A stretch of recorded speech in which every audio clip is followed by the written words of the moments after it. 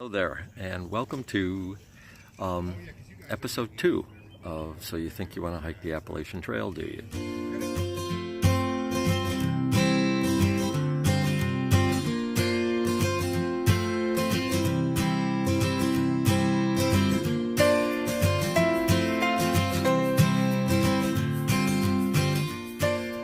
A couple of things before we get into number 2.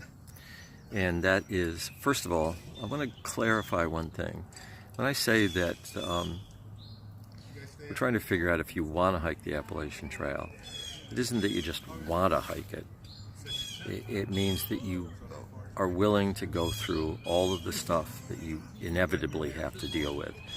So you have to be willing to deal with anything that the trail offers you and still want to go on. So that's what I mean by wanting to hike the trail. One more suggestion before we get into this. If you have a local hikers club, it's a real good idea to join that club for a couple of different reasons. Number one, they'll have local events that will get you out and get you hiking more. Number two, chances are, if it's an active club, you've got at least one member that's probably done the trail, and they'll have advice for you.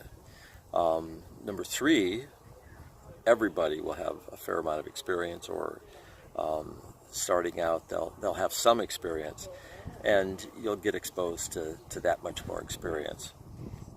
And finally, if you don't have lots of equipment, chances are there'll be people there that could lend you different equipment, and you'll get a feel for all the stuff that you might need.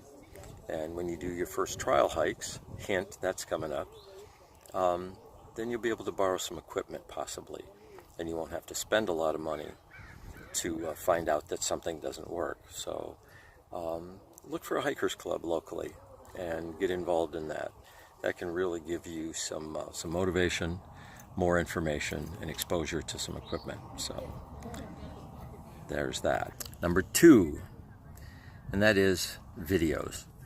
You're already looking at this one, so you know about YouTube. YouTube can be an enormous resource for learning about the trail, for making connections to some people, and it's probably one of my favorite resources because of the different people who've done some YouTube videos. I think the first person I connected with or started watching their videos was Flat Broke Outside, then Between the Blazes, Darwin on the Trail, and Homemade Wanderlust, or Dixie. Those 4 have tips to offer, and all of them have some worth. They may not be necessarily the ones that you want to deal with, but they will expose you to a lot of information, and from that you can glean exactly what you need to know. So Flat Broke Outside, Between the Blazes, Darwin on the Trail, and Homemade Wanderlust are the 4 that I watched first. There are plenty more, but those are the ones that I got an enormous amount of information for. So go ahead and go through YouTube, see what you can find. And on YouTube, look at some of the thru hikers who hiked last year in 2017. The ones that I watched last year were Early Riser 71, Red Mage, Jay's on the Trail, Greeter, and I think a couple more that I can't remember offhand. All of them, just watching them do their thru hike in the same way that you're watching me do mine, gave me a little bit of an exposure to the kind of things that you're going to be dealing with, and occasionally gave you a little bit of extra information about certain areas or certain features that you might want more information about.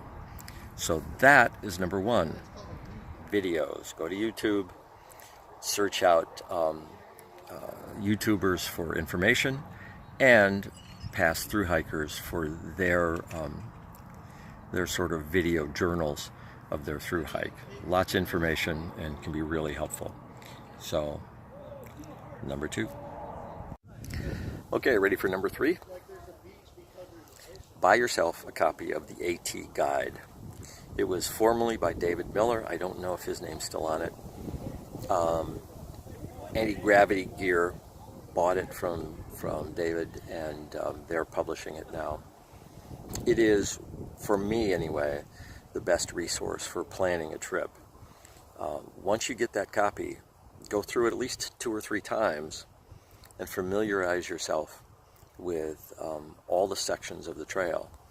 It will give you information like the profiles that you'll have to deal with, resupplies, shelters, possible campsites, and other features that you'll want to make sure you know about. It's a good idea to take notes, or what I did, and this may be a little retentive, but I bought a set of 5 colored highlighters. Took the highlighters, picked a color for each feature, that is. I think it was blue for water, yellow for shelters or hostels, green for resupply, pink for things to worry about or concerns, and orange for special features of the trail. Now, that's a little excessive possibly, but it did make it very easy to go through the guide and see what was going on. Now, once you've gone through it 2 or 3 times, you should begin to have a little bit of an idea of how the trail works, what kind of mileage there are between shelters and between resupplies. So that'll give you a pretty good idea of what you're going to be up against. The profiles are also very good to look at, but keep in mind the profiles don't tell you what the trail is like. So you might have a fairly flat profile and think it's going to be an easy day, but the trail is all very uneven rocks, so it turns out to be a very tough day. On the other hand, you might see a profile that's a little steeper, but the trail's very clean, very easy to deal with, so it might make it a lot easier to hike. One of the fun things that I did, you may or may not want to do this, I took calendar pages from February through October and made my best guess about how many miles I could do. Planned an entire itinerary for the entire through hike, including each day how many miles I was going to do, where I would have to resupply, where I would get water and everything else. Drew it up all on that calendar. Each day I knew how many miles I'd gone that day and how many total miles I'd gone. I saved it, and by the time I got back around to it, I laughed my butt off because it was just totally wrong. My first estimate was completely incorrect. One of the things about the trail is you can plan all you want, and the trail decides how it goes. And that can be frustrating for some people. And that's one of the things you have to learn about dealing with the trail. You can want to do something, but if the weather goes bad, you find out the trail is tougher, your plans are going to have to change. If you've been watching my videos, you know that there's a lot of times I'll tell you that I'm going to do such and such, and it changes. And that's very consistently going to happen. So if you want to do that, save your calendar pages.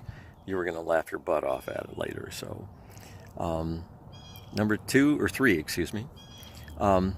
get the AT guide, go through it at least 2 or 3 times or more, and familiarize yourself with the trail, profiles, shelters, resupplies, and everything else. And that'll start to give you a little bit better idea about how this works. Okay? That was number 3.